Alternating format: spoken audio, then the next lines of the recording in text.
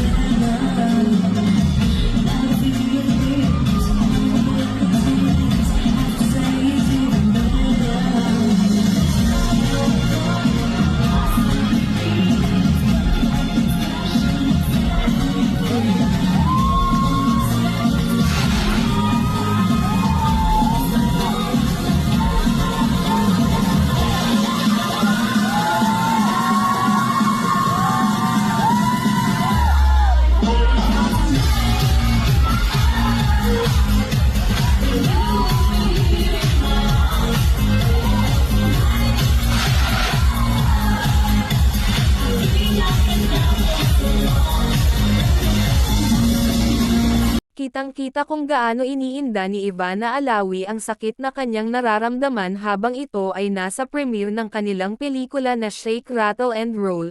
Habang nasa stage ito ay makikita ang pagniwi at pagpikit ng kanyang mga mata na para bang pilit kinakaya ang sakit, habang pilit itong ngumingiti.